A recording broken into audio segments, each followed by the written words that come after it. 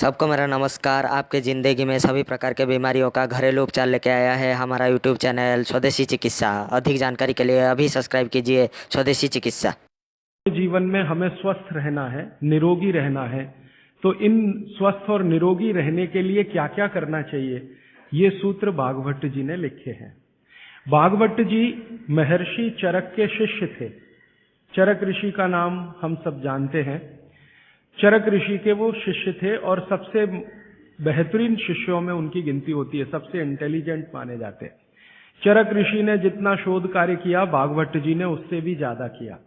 135 वर्ष उनकी आयु रही। 135 वर्ष में लगभग आप समझ लीजिए 18 वर्ष छोड़कर, 18 वर्ष वो ये कहते हैं कि मैं प्राथमिक अध्ययन करता रहा, तो 18 वर्ष छोड़कर बाकी सारे वर्ष उन्होंने बहुत गहन अध्ययन में लगाए। और उन्होंने कोई एक सूत्र लिखा तो उस पर कम से कम 50 से ज्यादा उन्होंने ऑब्जर्वेशंस किए। आज का जो विज्ञान है, जिसको हम आधुनिक विज्ञान कहते हैं, ये पूरा ऑब्जर्वेशन पर आधारित है। ऑब्जर्वेशन को हिंदी में क्या कहते हैं मैम? हाँ, निरीक्षण, परीक्षण या निरीक्षण। हाँ, प्रयोग या परीक्षण या निरीक्षण। तो अगर जैसे उन्होंने कोई सूत्र कह दिया तो उसका 50 बार परीक्षण किया, अलग अलग परिस्थितियों में अलग अलग लोगों पर किया, और जब उन्होंने देखा कि परिणाम वही है, तब सूत्र लिखा। अब हम कल्पना करें कि 7000 सूत्र लिखे हों और एक एक सूत्र पर 50-50 परीक्षण उन्होंने किए हों, तो पूरी जिंदगी उनकी इसी में निकल गई। महर्षि भागवत बाल ब्रह्मचारी थे। अंतिम समय तक वो ब्रह्मचर्य का ही पालन करते रहे। गृहस्थ आश्रम उन्होंने नहीं जिया, लेकिन वो मानते थे कि गृहस्थ आश्रम बहुत महत्व का है। तो ऐसे महर्षि भागवत के सूत्रों को मैं पिछले 6 साल से पढ़ता रहा, और भारत की आज की जो परिस्थिति है, मैं मानता था और आज भी मानता हूं कि उसमें ये बहुत अनुकूल है। आज हमारे भारत की परिस्थिति ऐसी है, 112 करोड़ लोग इस देश में रहते हैं।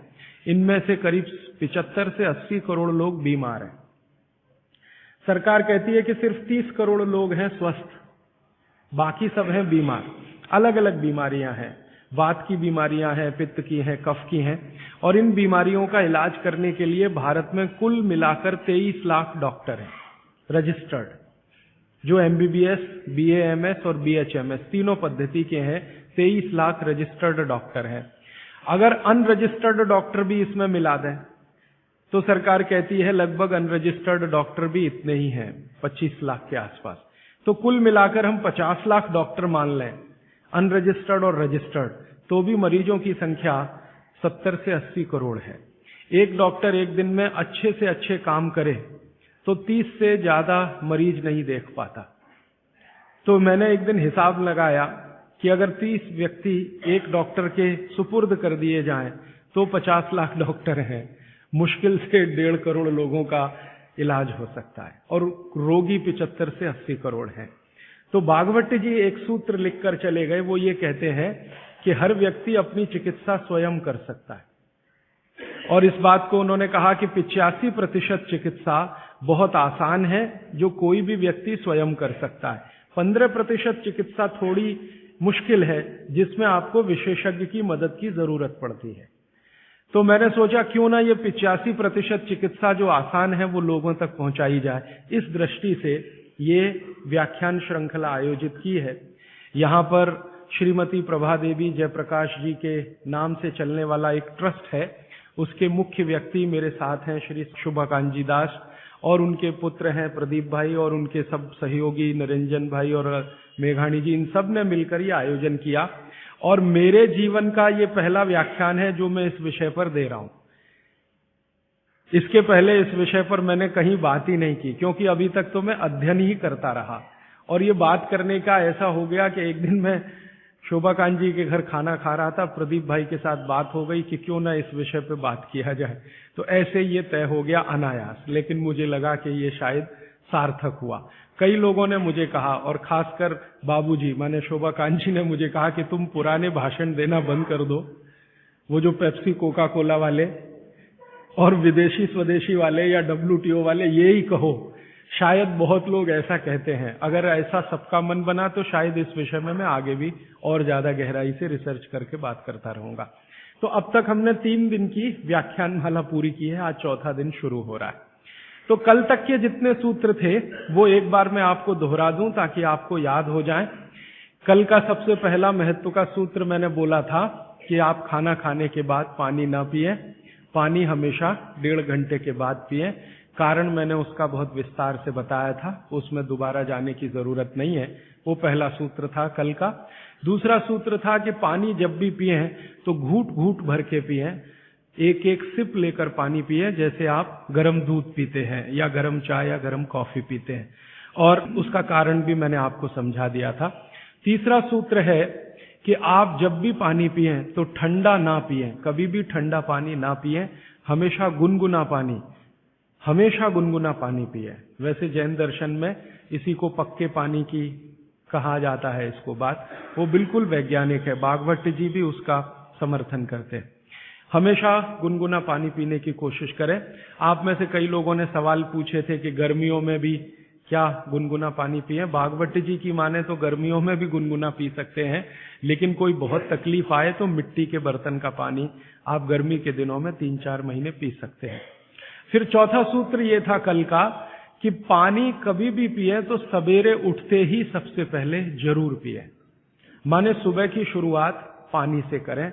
और उसमें मैंने बताया था कि मुंह का कुल्ला किए बिना वो उठते ही पानी आपको पीना है, क्योंकि रात को जब आप सोते हैं तो जो कुछ भी लार मुंह में बनी है ये बहुत ही कीमती है, इसका औषधीय गुण बहुत है। और जैन दर्शन में इसको अहिंसा के साथ जोड़ा हुआ है, और वो मैंने करके भी देखा है कि सुबह की लार गलती से भी आप किसी चींटी या चींटा या मक्खी पे थूक दो, वो तुरंत मर जाएगा। सुबह की लार अगर आपने गलती से चींटी, चींटा या मक्खी पे थूक दिया, वो तुरंत मर जाता है, क्योंकि उसका औषधीय गुण बहुत प्रबल होता है सुबह सुबह। तो जैन दर्शन ने इसको अहिंसा से जोड़ा, भागवत जी ने इसको शरीर स्वास्थ्य से जोड़ा। तो ये 4 सूत्र मैंने कल आपको बताए थे, ये बहुत फंक्शनल हैं, ऑपरेटिव। इसके पहले 5 सूत्र पिछले 2 दिनों में मैंने बात की थी। आने वाले शायद एक दिन मैं सब सूत्रों को फिर से रिपीट कर दूंगा ताकि आपको भूलने ना पाए, आसानी से याद हो। अभी मैं आगे बढ़ता हूं। कल के सूत्र को आगे बढ़ाते हुए मैं एक सूत्र आपके सामने रख कहता हूं। भागवत जी कहते हैं बहुत गहरी बात। वो ये कहते हैं, ये साध्वी जी हैं इसलिए मुझे आज कहना बहुत उपयोगी भी लग रहा है इस सूत्र का। मैं सोचा था कि कल कहूंगा लेकिन आज कह रहा हूं। भागवत जी कहते हैं कि जब आप भोजन करें कभी भी, तो भोजन का समय थोड़ा निश्चित करें, भोजन का समय निश्चित करें।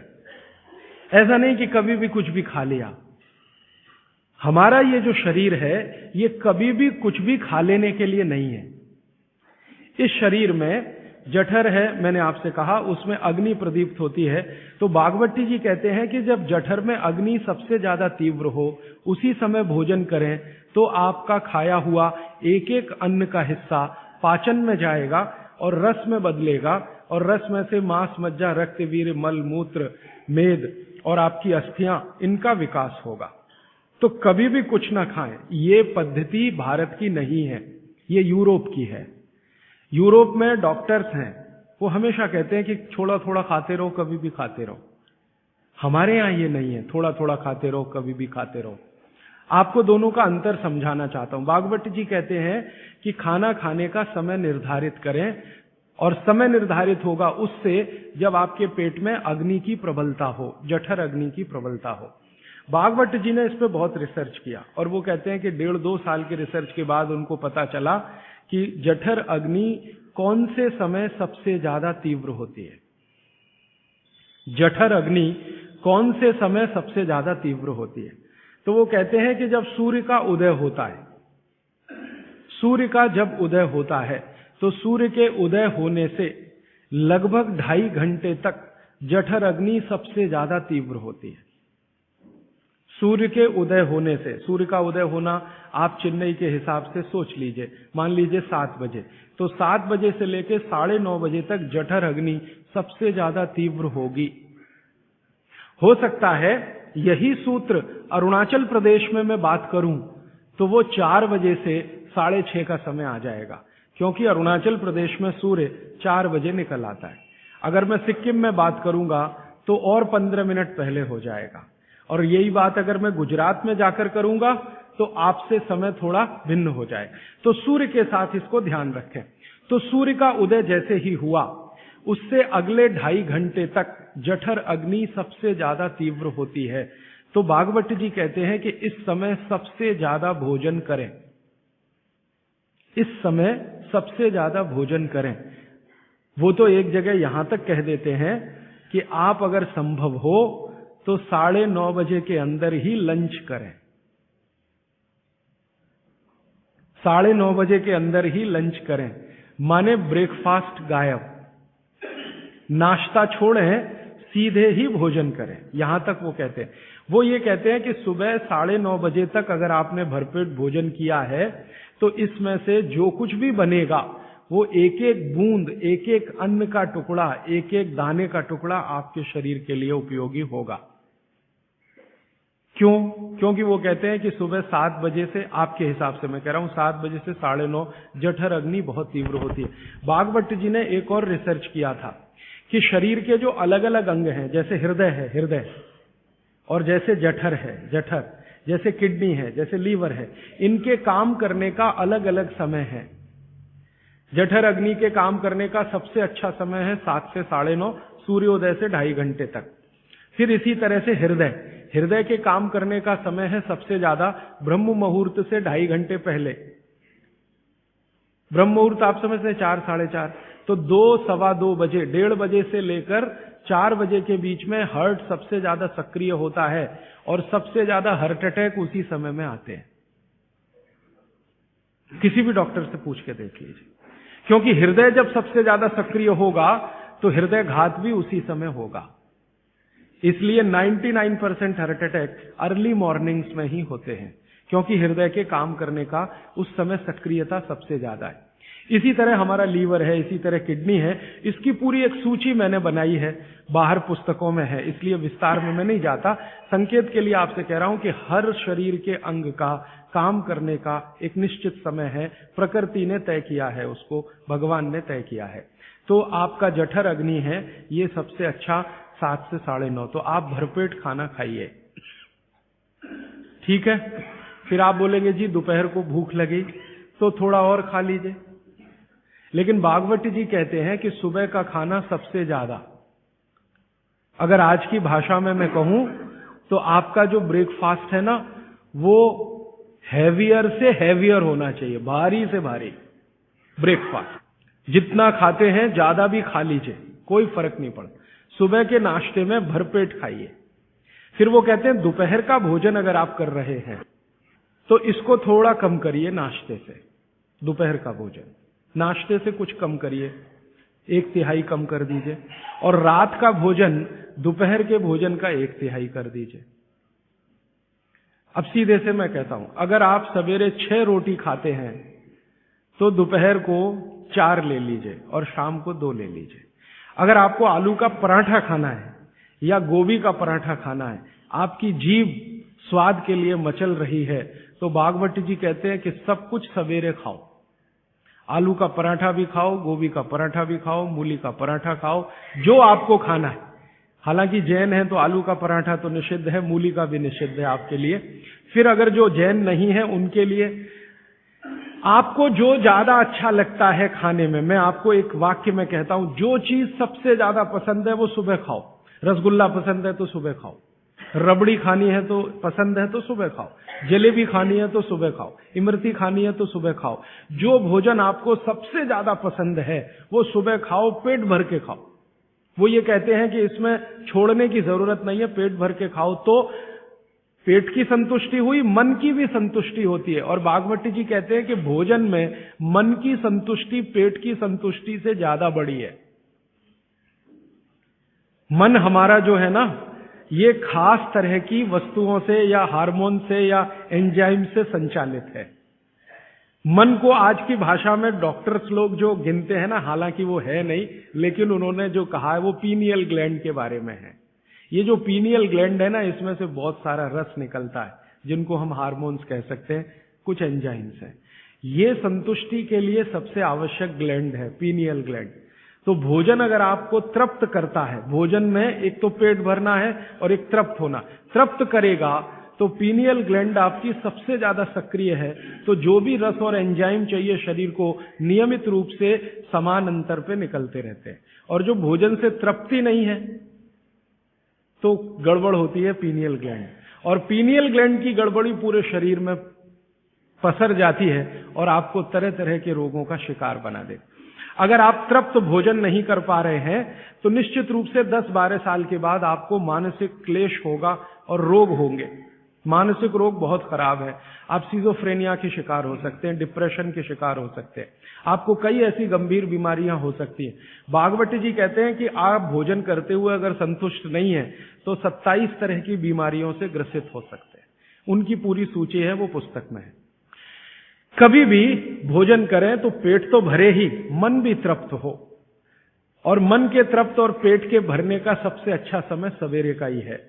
अब मैंने ये भागवत जी के सूत्र को चारों तरफ देखना शुरू किया तो मुझे पता चला कि मनुष्य को छोड़कर जीव जगत का हर प्राणी इस सूत्र का पालन कर रहा है, मनुष्य को छोड़कर, क्योंकि मनुष्य को मैं मूर्ख मानता हूं। हालांकि मनुष्य अपने को होशियार समझता है, लेकिन मनुष्य से ज्यादा होशियार ये जीव जगत के प्राणी हैं। आप चिड़िया को देखो, चिड़िया, कितने भी तरह की चिड़िया, सवेरे सूरज उगते ही उसका खाना शुरू हो जाता है और भरपेट खाती है। 6 बजे के आसपास आप राजस्थान में निकल जाओ, गुजरात में निकल जाओ, सब चिड़िया अपने अपने काम पे लगी हुई है, खाना खाने में खूब जम के खाती है, और पेट भर गया उसके 4 घंटे के बाद ही पानी पीती है, दोपहर को ही पानी पीती। गाय को देखो, सुबह उठते ही सूरज जैसे ही निकलेगा गाय का खाना शुरू हो जाएगा, भैंस का खाना शुरू हो जाएगा, बकरी, बकरे, भेड़, गधा, घोड़ा सब सुबह उठते ही खाना खाना शुरू करेंगे और पेट भर के खाएंगे, छक के खाएंगे, फिर दोपहर को आराम करेंगे। तो ये सारे जानवर, सारे जीव जंतु, आप सांप को देखो, बिच्छू को देखो, कीड़ी को देखो, चींटी को देखो, चींटे को देखो, सब जानवर, सब जीव जंतु जो हमारी आंखों से दिखते हैं, जो नहीं भी दिखते हैं, ये सबका भोजन करने का समय सवेरे सूर्योदय का ही है। सूर्योदय के साथ ही ये सब भोजन करते हैं, इसलिए ये हमसे ज्यादा स्वस्थ रहते हैं। मैंने आपको कई बार ये कहा है, आप उसको हंस देते हैं, किसी भी चिड़िया को डायबिटीज नहीं होता, किसी भी बंदर को हार्ट अटैक नहीं आता। बंदर तो आपके नजदीक है ना शरीर रचना में, बस बंदर और आप में एक ही अंतर है कि उसको पूंछ है, आपको नहीं है, बाकी सब कुछ एक ही है। आपका हृदय बंदर का हृदय, आपका लीवर बंदर का लीवर, आपकी किडनी बंदर की किडनी, सब कुछ समान है। माँ का गर्भाशय, बंदरिया का गर्भाशय, सब समान है, एक ही अंतर है, उसको पूछे, आपको नहीं है। तो ये बंदर को कभी भी डायबिटीज नहीं, आर्थराइटिस नहीं, कोई कुछ नहीं, कोई कुछ नहीं। मेरे एक बहुत अच्छे मित्र हैं डॉक्टर रविंद्रनाथ शानबाग, वो रहते हैं कर्नाटक में। कर्नाटक में एक उडुपी नाम की जगह है, वहां रहते हैं, बहुत बड़े प्रोफेसर हैं, मेडिकल कॉलेज में काम करते हैं। उन्होंने एक बड़ा गहरा रिसर्च किया। उन्होंने कहा कि मैंने जिंदगी भर, माने 15-16 साल उन्होंने एक रिसर्च किया कि बंदर को बीमार बनाओ, क्योंकि उन्होंने बहुत सारे वैज्ञानिकों से यह सुन रखा है कि बंदर बीमार नहीं होता, और बीमार होगा तो मरेगा ही, जीवित नहीं रहेगा, तो बंदर को बीमार बनाओ। तो उन्होंने तरह तरह के वायरस और बैक्टीरिया बंदर को डालना शुरू किया, कभी इंजेक्शन के माध्यम से, कभी किसी माध्यम से। वो कहते हैं कि मैं 15 साल असफल रहा, बंदर को कुछ नहीं हो सकता। और मैंने कहा कि आपने ये बता दिया कि ठीक है बंदर को कुछ नहीं हो सकता। वो कहते हैं कि मैंने बहुत कोशिश किया कि उसके ब्लड का कोलेस्ट्रॉल बढ़ा दूं, बढ़ता ही नहीं। तब उन्होंने एक दिन रहस्य की बात बताई, वो आपको भी मैं बता देता हूं कि बंदर का जो ब्लड है ना, उसका RH फैक्टर दुनिया में सबसे आदर्श है। और आपका RH फैक्टर जब नापता है ना कोई डॉक्टर, तो बंदर से ही कंपेयर करता है, वो बताता नहीं आपको, ये अलग बात है, कंपैरिजन बंदर से ही होता है। कारण उसका है कि उसको कोई बीमारी आ नहीं सकती, ब्लड में कोलेस्ट्रॉल बढ़ता नहीं, ट्राइग्लिसराइड कभी बढ़ता नहीं, डायबिटीज कभी होती नहीं, शुगर कितनी भी बाहर से इंट्रोड्यूस करो उसके ब्लड में टिकती नहीं। तो वो प्रोफेसर साहब कहते हैं यार ये सब एक ही चक्कर है कि बंदर सवेरे ही सवेरे भरपेट खाता है, जो आदमी नहीं खा पाता। तो वो प्रोफेसर रविंद्रनाथ शानबाग ने कुछ अपने मरीजों को कहा कि देखो भैया, बंदर की तरह से खाओ, माने सुबह सुबह भरपेट खाओ। तो उनके कई मरीज हैं जिन्होंने पर उन्होंने एक्सपेरिमेंट किया, और वो मरीज बताते हैं कि जब से उन्होंने सुबह भरपेट खाना शुरू किया, किसी की डायबिटीज माने शुगर कम हो गई, किसी का कोलेस्ट्रॉल कम हो गया, किसी के घुटने का दर्द कम हो गया, किसी के कमर का दर्द कम हो गया, किसी का कुछ, गैस बनना बंद हो गई, पेट में जलन होना बंद हो गई, नींद अच्छी आने लगी, वगैरह वगैरह सारे इंप्रूवमेंट वो बोलते हैं होते हैं। तब से वो चिल्ला चिल्ला कर कहते हैं। और ये बात अगर आपको हमारा वीडियो अच्छा लगा तो लाइक कीजिए, शेयर कीजिए एवं आगे ऐसे ही जानकारी वीडियो के लिए सब्सक्राइब कीजिए हमारा यूट्यूब चैनल स्वदेशी चिकित्सा।